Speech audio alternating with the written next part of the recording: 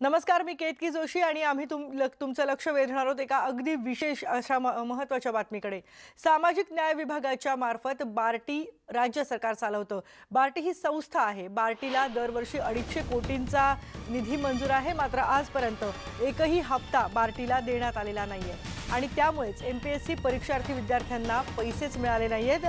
ही संस्था जी आहे ही एमपीएससीचे अभ्यास करणारे किंवा जे अभ्यास इतर क्षेत्रांमध्ये करतात त्या अनुसूचित जमातीच्या विद्यार्थ्यांना काही स्कॉलरशिप सारखा निधी देते, जेणेकरून त्यांचा अभ्यासात खंड पडू नये, त्यांच्या शिक्षणात खंड पडू नये। तसंच पीएचडी विद्यार्थ्यांना सुद्धा ही संस्था फेलोशिप देते। या बातमीबद्दल आपण बघणार आहोत, पण त्यापूर्वी बघूयात संजय राऊत काय बोलतायत। उद्याच्या शेतकरी आंदोलनाला आणि त्यांनी पुकारलेल्या भारत बंद शिवसेनेनं समर्थन दिलंय, त्यांच्या मागण्यांना दिलंय, त्यांच्या भारत बंदला पाठिंबा दिलाय। महाराष्ट्रामध्ये 3 पक्ष महाविकास आघाडीमध्ये आहेत। राष्ट्रवादी काँग्रेस पक्ष आहे, शिवसेना आहे, काँग्रेस आहे। तिन्ही पक्षांनी या भारत बंदला पाठिंबा दिल्याचं काल आम्ही जाहीर केलं। शिवसेना पक्षप्रमुख उद्धव ठाकरे यांची अशी भूमिका आहे की हा बंद फार वेगळ्या प्रकारचा बंद आहे। जो शेतकरी आहे, बळीराजा आहे, हा संकट काळात सुद्धा शेतावर राबत असतो। आपण सगळे लॉकडाऊनमध्ये घरी बसलेलो होतो, तेव्हा शेतकरी राबत होता, शेतावर काम करत होता, कर्तव्य बजावत होता। आज त्याने आपल्याला साथ घातली आहे, आज त्याला गरज आहे, तेव्हा आपण सगळे त्याच्या पाठीशी उभं राहायला हवं, त्यांच्या आव्हानाला प्रतिसाद दिला पाहिजे। त्याच्यामुळे हा बंद मध्ये सहभागी होताना जनतेनं स्वेच्छा स्वयंस्फूर्तीनं या बंदमध्ये सहभागी व्हावं, ही खऱ्या अर्थानं त्या बळीराजाला हा पाठिंबा ठरेल। हा राजकीय बंद नाही, एक लक्षात घ्या। जरी त्याच्या पक्ष उतरले असेल, मग विरोधक असतील, काही संघटना असतील, तर आम्ही हा राजकीय बंद नाही, एखाद्या राजकीय पक्षाच्या किंवा राज्याच्या किंवा संघटनेच्या मागण्या मान्य करण्यासाठी पुकारलेला बंद नाही, तर देशातील शेतकऱ्यांचा आवाज हा बुलंद व्हावा आणि गेल्या 12 दिवसापासून दिल्लीच्या सीमेवर थंडी वाऱ्याची आणि सरकारने सुरू केलेल्या दडपशाहीची पर्वा न करता तो डटून तिकडे उभा आहे, बसला आहे, त्याला समर्थन देणं हे या देशातल्या प्रत्येक नागरिकाचं कर्तव्य आहे। आणि म्हणून शिवसेनेनं आवाहन केलेलं आहे की स्वेच्छेने आणि स्वयंस्फूर्तीनं या बंदमध्ये सगळ्यांनी सहभागी होऊन बळीराजाच्या प्रती आपली कृतज्ञता, आपली भावना व्यक्त करा। सरकारने मागे पत्र लिहिलं होतं सर्व आणि ते 2010 साली त्यांनी पत्र लिहिलेलं की आताची परिस्थिती वेगळी असेल, आताची वेगळी। या संदर्भात स्वतः पवार साहेब हे या देशातले कृषी क्षेत्रातले सगळ्यात मोठे तज्ज्ञ आणि मार्गदर्शक समजले जातात। त्या संदर्भात ते खुलासा करतात। ज्या अर्थी त्यांनी तेव्हा पत्र लिहिलं होतं, त्याने आज ती शेवटी शेतकरी नेता जो असतो हा शेतकऱ्यांच्या भावनांशी सहमत असतो। लाखो शेतकरी जेव्हा रस्त्यावर उतरलेले आहेत, तेव्हा कोणताही नेता शेतकऱ्यांच्या भावनेशी प्रतारणा करणार नाही। त्या दृष्टीनं माननीय शरद पवार यांच्या भूमिकेकडे पाहिला आहे। सर, काल अकाली दलाचे खासदार आले होते आणि त्यांनी बाहेरून म्हटलं की आम्ही उद्धव ठाकरेंना विनंती केली की दिल्लीत या संदर्भातल्या बैठकीला यावं। उद्धव ठाकरे जाणार का? असं आहे की देशभरामध्ये अकाली दलाचे नेते, हा निर्णय फक्त अकाली दल घेऊ शकत नाही। आता हा विषय देशव्यापी झाला। आम्ही सगळे इतर सुद्धा देशातल्या प्रमुख पक्षांशी, नेत्यांशी चर्चा करतो आहोत। त्या नेत्यांशी चर्चा झाल्यावरती त्या संदर्भातला जो सारांश आहे, सार आहे, तो आम्ही माननीय मुख्यमंत्री उद्धव ठाकरे यांच्याशी चर्चा करू आणि त्यानंतर पक्षप्रमुख आणि मुख्यमंत्री निर्णय घेतील। सर, हिंदी में जानना चाहेंगे, कल जो बंद है उसको शिवसेना ने सपोर्ट किया है। कल का जो बंद है और किसानों की जो पूरी मांगे हैं, उनका समर्थन तो शिवसेना करेगी और जो भारत बंद यानी पूरा जो राष्ट्रव्यापी बंद का जो ऐलान किया है, उस बंद का भी शिवसेना समर्थन कर रही है। महाराष्ट्र में 3 पार्टी की सरकार है, कांग्रेस, राष्ट्रवादी कांग्रेस यानी एनसीपी और शिवसेना, तीनों दल इस बंद में शामिल हुए। लेकिन महाराष्ट्र के मुख्यमंत्री और शिवसेना के पार्टी चीफ उद्धव ठाकरे जी ने सभी से यह अपील की, ये कोई राजनीतिक बंद नहीं है, ये कोई पॉलिटिकल पार्टी की मांगे नहीं है। किसान पंजाब और हरियाणा का और पूरे देश का किसान में कोई फर्क नहीं है। 12 दिन से वो किसान ठंड में, हाँ, और जिस माहौल में वहाँ डट कर खड़ा है, बैठा है और संघर्ष कर रहा है, तो उस अन्नदाता के प्रति कृतज्ञता भाव व्यक्त करना, यही बंद में शामिल होने का हमारा कर्तव्य है। इसलिए सभी ने स्वेच्छा से इस बंद में शामिल होना चाहिए। कोई जोर जबरदस्ती की जरूरत नहीं है। हमारी भावना है, जो किसान है, हम सब लोग लॉकडाउन में 1 साल से घर में बैठे थे, बंद में शामिल थे। तो किसान जो है वो खेती पर काम कर रहा था और हमें अनाज दे रहा था। तो अब उसकी पुकार है कि हमें 1 दिन का समर्थन दीजिए, तो मुझे लगता है ये हमारा कर्तव्य है। सीएम साहब क्या दिल्ली जाएंगे? देखिए, कल अकाली दल के प्रमुख नेता माननीय मुख्यमंत्री जी से आकर मिले हैं, बहुत सी बातचीत हुई है। अब हम भी देश के और राजनीतिक दलों से चर्चा कर रहे हैं जी। इस बारे में हम कैसे आगे जा सकते हैं। उसके बाद पूरी चर्चा होने के बाद हम सीएम साहब को बताएंगे कि सबका क्या कहना है, बाद में हम निर्णय लेंगे। शिवसेनेचा सहभाग कसा असेल बंदमध्ये? शिवसेना कशा प्रकारे सहभागी होईल? हमने कहा ना कि हमने जनता से अपील की है कि ये जो बंद है, कोई राजनीतिक मांगे नहीं उसमें हमारी, किसी भी पार्टी की, किसी भी दल की, ये किसानों की मांग है। अगर किसान काम नहीं करेगा तो हम भूखे रहेंगे। इसलिए हमारा एक कर्तव्य बनता है कि हम अपने दिल से, अपने मन से इस बंद में शामिल हों। सर 2010 का एक जो खत है शरद पवार का, जो सब सीएम्स को उन्होंने लिखा था इस फार्म लॉ को सपोर्ट करने के लिए, वो फिलहाल घूम रहा है। ये इस प्रकार के लेटर्स, पुराने खत कौन निकालता है खनन करने के लिए और कौन राजनीति करता है, हमें मालूम है। 2010 की बात अलग थी, आज हम 2020 में 10 साल में बहुत पानी पुल के नीचे से बह गया है। माननीय शरद पवार जी इस देश के कृषि, किसान और सहकारिता के बारे में सबसे जानकार नेता है। मुझे लगता है उनके ऊपर उंगली उठाना ठीक नहीं है। अगर किसी के मन में शंका है कि ऐसा क्यों वैसा क्यों, तो उनसे जाकर सीधी बात करिए। सर, मनसेने देखील याला पाठिंबा दिला होती, त्यांच्यावरच मुंबई पोलिसांनी गुन्हा दाखल केलेला आहे आणि याबाबत विरोधी पक्ष आहे ते आपल्यावर आता कठोर टीका करताय। टॉप्स प्रकरण मला बघा, असं आहे की जो प्रकरण न्यायप्रविष्ट आहे, जे प्रकरणावरती चौकशी सुरू आहे, ज्या प्रकरणाची मला माहित नाही त्याच्यात तुम्ही बोलणार। सर, मनसेने देखील कृषी कायद्यांना पाठिंबा दिला। प्रताप सरनाईकांना वारंवार समज, एक मिनिट।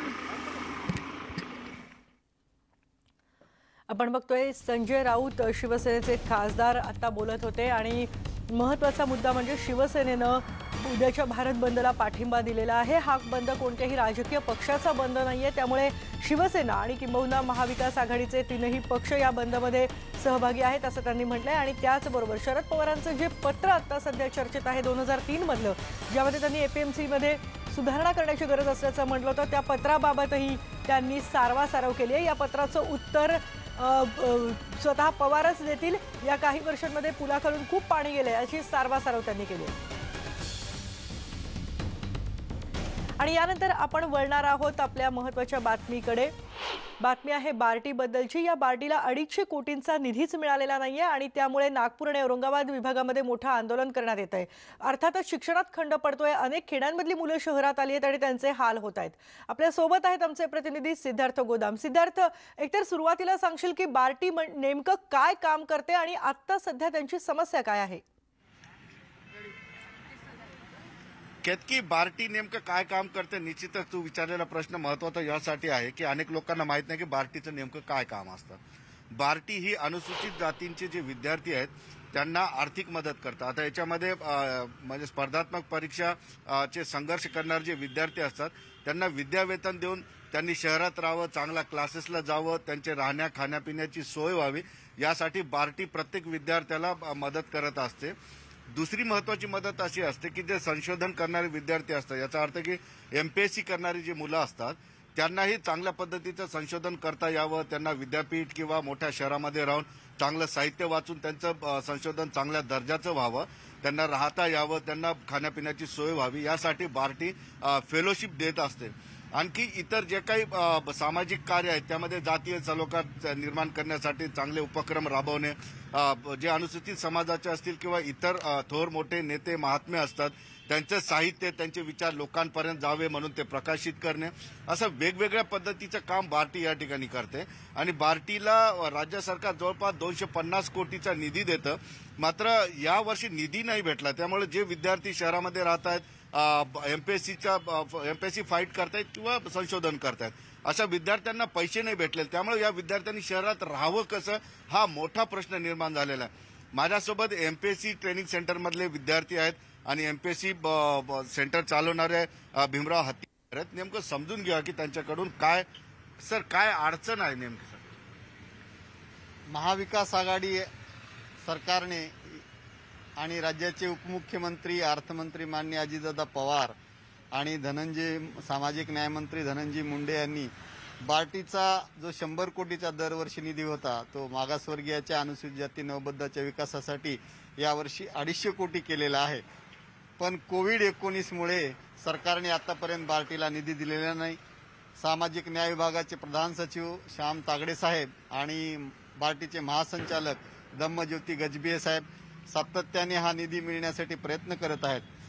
बार्टीच्या मार्फत राज्यभरामध्ये MPSCचं नागपूर आणि औरंगाबादमध्ये ते ट्रेनिंग सेंटर आहे आणि प्रत्येक जिल्ह्यामध्ये बँकिंग आणि क वर्ग स्पर्धा परीक्षेची तयारी करण्यासाठी प्रशिक्षण दिलं जातं. पण सध्या सगळे प्रशिक्षण बंद आहेत आणि जे प्रशिक्षण चालू होतं MPSCचं नागपूर आणि औरंगाबादमध्ये त्या विद्यार्थ्यांना सुद्धा 5 महिन्यापासून विद्यावेतन मिळालेलं नाही. विद्यावेतनाअभावी विद्यार्थ्याचे हाल आहेत. औरंगाबादच्या केंद्रामध्ये महाराष्ट्रातल्या 20 जिल्ह्यामधून इथे विद्यार्थी राहायला आलेले आहेत. औरंगाबाद शहरासारख्या शहरामधलं रूम भाडं, त्यांचं मेसचं भाडं किंवा विद्यार्थ्यांना ज्या काही किरकोळ अडचणी, त्यांना लेटेस्ट साहित्य पाहिजे असेल किंवा दवाखान्याची अडचण असेल, त्या सगळ्यासाठी विद्यार्थ्याची आर्थिक कुचंबना होत आहे. त्याच्यामुळे राज्य सरकारला, बार्टीला माझी विनंती आहे की विद्यार्थ्याच्या खात्यावर त्यांचे लवकरात लवकर विद्यावेतन जमा करावं. आपण बघितलं हे संचालक आहेत, त्यांची समस्या आपण बघितली. आता हे सगळे विद्यार्थी आहेत, अख्ख्या मराठवाड्यातून, वेगवेगळ्या शहरातून, वेगवेगळ्या गावातून या ठिकाणी आलेले आहेत. अनेक दिवसांपासून ते रूममध्ये राहत आहेत, मेस लावलेली आहे. मात्र 5-6 महिन्यापासून त्यांना मेसचे पैसे देता आलेले नाही किंवा आपल्या रूमचं भाडं देता नाही आलं. त्यामुळे अनेक समस्या, अनेक अडचणी निर्माण झालेल्या. शहरात कसं राहावं? बरं, मानसिकता शांत असेल तर अभ्यास करता येतो, मात्र इथं मानसिकता शांत नाही, कारण बार्टीने मदतच थांबवलेली आहे. काय म्हणाल तुम्ही, कुठून आलेला आहात आणि तुमची काय समस्या?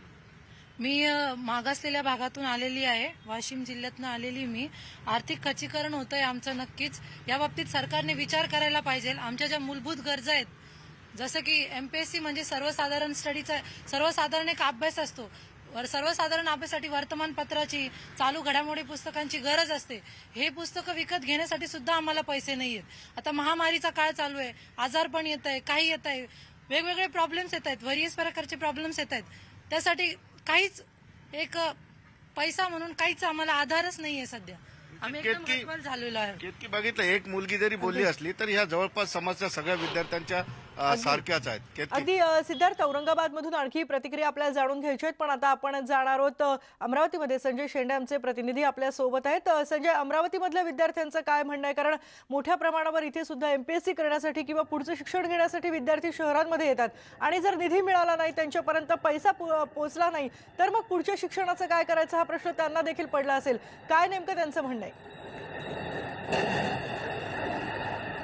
केतकी निश्चितच बार्टी म्हणजे Babasaheb Ambedkar research and training institute हे नेमके मागासवर्गीय विद्यार्थ्यांच्या किंवा स्पेशली जे शेड्यूल कास्टचे विद्यार्थी आहे या विद्यार्थ्यांना रिसर्चमध्ये मार्गदर्शन करण्यासाठी किंवा स्पर्धा परीक्षेच्या माध्यमातून त्यांना नोकरीच्या संधी मिळावं यासाठी खरं तर काम करते. मात्र गेल्या 8 ते 10 महिन्यापासून बार्टीला फंड नसल्यामुळं विद्यार्थ्यांचे जे कोचिंग क्लासेस आहेत ते कोचिंग क्लासेस बंद आहेत.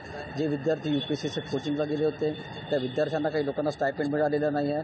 एवढंच नव्हे तर जे बार्टीमध्ये जे समतादूत काम करतात किंवा तालुका कोऑर्डिनेटर असतील त्यांचेसुद्धा मानधन मिळालेलं नाही.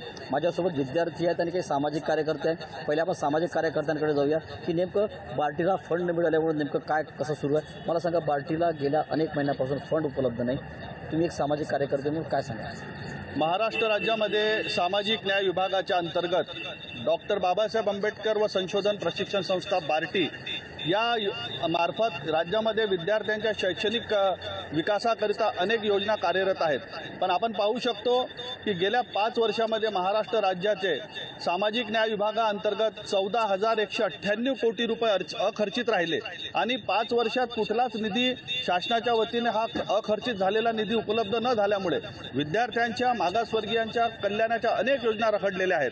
तुम्ही पाहत असाल की 2018 डॉक्टर बाबासाहेब आंबेडकरांच्या नावाने बार्टीमार्फत फेलोशिपसाठी पण विद्यार्थ्यांच्या परीक्षा घेण्यात आल्या आणि 2018 ज्या विद्यार्थ्यांनी फेलोशिपसाठी अर्ज केले होते त्या विद्यार्थ्यांचा 2018 रिझल्ट न लावता 2020 त्या विद्यार्थ्यांचे निकाल लावण्यात आले आणि या 2 वर्षाच्या कालावधीमध्ये जे विद्यार्थी पात्र ठरले होते त्यांना फेलोशिप न मिळाल्यामुळे त्यांच्यापुढे शैक्षणिक घेण्यासाठी ज्या आर्थिक अडचणी निर्माण झाल्या त्याकरिता त्या विद्यार्थ्यांनी भारत सरकार आपण ऐकतोय की या अगदी साध्या साध्या अडचणी आहेत ज्या आता सध्या तोंड द्यावं लागतं या सगळ्या विद्यार्थ्यांना जे शिक्षण घेत आहेत त्यांना. आपण जाणार आहोत औरंगाबादमध्ये सिद्धार्थ गोदाम आपल्या सोबत येतं. सिद्धार्थ, विद्यार्थ्यांचं म्हणणं काय आहे आणि काय कारण दिलं जात आहे? कारण हा निधी त्यांच्यापर्यंत आता पोहोचणार कधी? मग त्यांचं शिक्षणामध्ये जो खंड पडला आहे ते जे नुकसान झालं आहे ते भरून काढण्यासाठी त्यांना अर्थातच वेळ लागेल. काय ऐकायला मिळतात प्रतिक्रिया आणि काय कारणं सांगितली जात आहेत? केतकी, अमरावतीची प्रतिक्रिया आपण बघितली. आता सामाजिक कार्यकर्ते त्यांनी फार बोलकी प्रतिक्रिया दिली. 1400 कोटीचा निधी परत गेलेला आहे. एक विचार करा तुम्ही, मागासवर्गीयांच्या विविध योजनांचा 1400 कोटी निधी वापस गेलेला आहे. ही अत्यंत खेदाची बाब आहे. ही दरवर्षी होत असतं. मात्र आता विद्यार्थ्यांना निधी भेटत नाही त्यामुळे त्यांच्या अनेक अडचणी निर्माण झालेल्या आहेत. माझ्यासोबतच आहेत ते विद्यार्थी. आणखी काय म्हणाल एकंदरीतच कशा समस्या आहेत? पैसा नाही, स्टायपेंड नसल्यामुळे सर आमचं रूम भाडे आणि मेसचं स्थगित असल्यामुळे आम्ही नातेवाईकांना मित्रांना पैसे मागून थकून गेले आणि लिटरली अभ्यास करताना अशी परिस्थिती निर्माण झाली की आता अभ्यास करावा की जॉब करावा, कुठे पार्ट टाइम जॉब करा अशी वेळ आली. कारण घरची परिस्थिती अशी नाही की घरून काही पैसे प्रोव्हाइड होऊ शकतात. आणि मला तुम्ही या पुढे थोडंसं मला एक सांगा की नेमकं कसं सर्व्हाइव्ह करता शहरामध्ये? आता पैसा तर बार्टीने दिलेला नाही. आता सध्या आम्ही म्हणजे मित्रांकडून आणि ते रूम मालकाकडून आणि मेसच्या जे मालक आहेत त्यांच्याकडून आम्हाला थोडा आम्ही वेळ मागत आहे. त्यांना सांगत आहे की बा आम्हाला मिळतील पैसे, पण त्यांचं पण बोधरेशन आणि आमचं मानसिक खच्चीकरण होऊ लागलेलं आहे. याच्यातच आमचं असं होऊ लागलं की बा जे पोरं खरंच सर्व त्यांना सुविधा मिळतात आणि ते चांगल्या पद्धतीनं क्लासेस करू लागलेले आहेत आणि त्यांची मानसिक स्थिती चांगली आहे. ते अभ्यास करून ते क्वालिफाय होतील. पण आमचं काय, जो हे बार्टी संस्था जी आहे जी सामाजिक न्यायासाठी प्रस्थापित झालेली आहे तो सामाजिक न्यायाचा हेतू हा प्रस्थापित होऊ शकणार का आम्हाला असंच म्हणजे आणखी काही दिवस अशीच तयारी करत राहावी लागेल किंवा आमच्या या प्रश्नांचं निराकरण होणार का? हे आमचा मूळ समस्येचा हेतू आहे. सांभाळण्याचा हेतू आहे. काय सांगाल तुम्ही कुठून आलेले आहेत? तुमची काय समज? मी परभणीहून आलेली आहे. बार्टीचं विद्यावेतन हे आम्हाला सर्वांनाच खूप मोठा मदतीचा हात आहे. आमचे स्वप्न पूर्तीसाठी फार महत्वाचं आहे आणि आता घरच्यांनी एवढं शिकवलं तेच खूप आहे आणि आता कोणत्या तोंडाने त्यांना पैसे मागावे आम्ही? आणि मार्केटमध्ये एखादं पुस्तक आलं ते कुठून विकत घ्यावं? आमची लायकी असताना जर आमचे स्वप्न पूर्ण नाही झाले तर आम्ही काय करावं? आमच्या आयुष्याचाच प्रश्न हे विद्यावेतन आणि बार्टी. निश्चितच अत्यंत महत्वाचा कार्यकाळ आहे केतकी. आणि माझ्या मते हे विद्यावेतन जे प्रशिक्षणार्थी विद्यार्थी एमपीएससी फाईट करण्यात त्यांना 10 महिन्यासाठी भेटतं आणि 10 महिन्यातून जर समजा एवढा काळ विद्यावेतनाशिवाय जर जात असेल आणि परीक्षा पुढे गेल्या तर 10 महिन्याची विद्यावेतन भेटल्यानंतर पुढे त्यांना भेटणार नाही. म्हणजे हा कार्यकाळ किती महत्वाचा आहे, म्हणजे हा गॅप महत्वाचा. अगदी सिद्धार्थ, खूप बोलकी प्रतिक्रिया होती की लायकी असताना सुद्धा जर स्वप्न पूर्ण होत नसेल तर काय करायचं. आपण आणखी बोलणार आहोत, विद्यार्थ्यांच्या प्रतिक्रिया जाणून घेणार आहोत, काय नेमकी सरकारची बाजू आहे ते देखील जाणून घेणार आहोत. पण एका ब्रेक नंतर परत भेटूयात. पहा फक्त न्यूज 18 लोक.